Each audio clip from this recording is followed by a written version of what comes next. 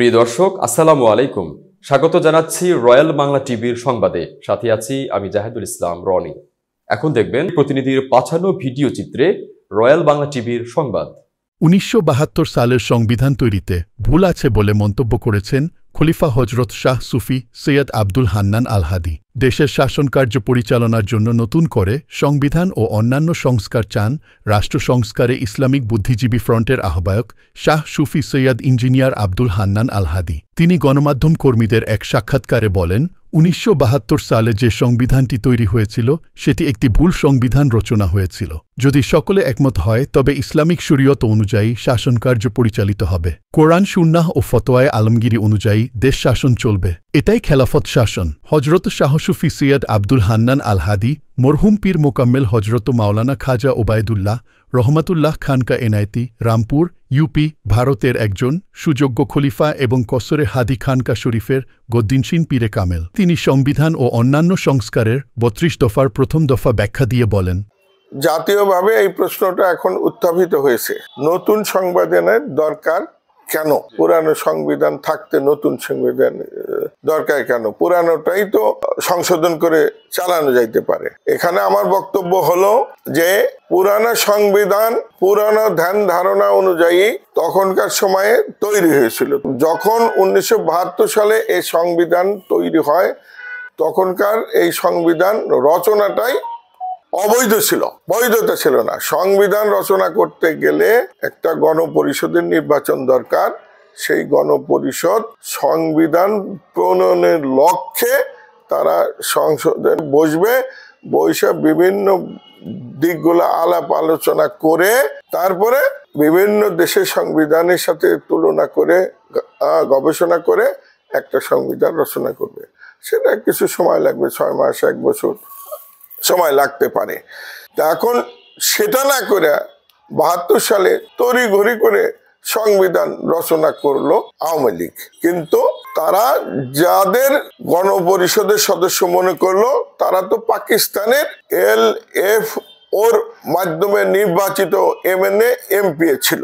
তাদের বাংলাদেশের সংবিধান, স্বাধীন বাংলাদেশের সংবিধান রচনা করার কোনো ম্যান্ডেট ছিল না। স্বাধীন বাংলাদেশ এর জন্য আর একটা গণপরিষদ নির্বাচনের দরকার ছিল। কেননা LFO লিগাল ফ্রেমওয়ার্ক অর্ডার, যেটা প্রেসিডেন্সিয়াল লিগাল ইয়াহিয়া খান ঘোষণা করেছিল, তার মধ্যে ছিল যে কোরআন ও সুন্নাহ পরিপন্থী কোনো আইন পাশ করা যাবে না।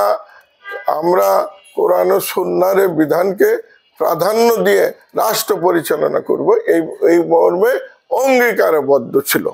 আওয়ামী লীগ এই অঙ্গীকার করে নির্বাচনে অংশগ্রহণ করেছে। কিন্তু ৭২ সালে আইসা তারা সেই কোরআন ও সুন্নাহর পরিপন্থী সমাজতন্ত্র, ধর্মনিরপেক্ষতাবাদ এগুলা সংবিধানের মধ্যে ঢুকাইছে।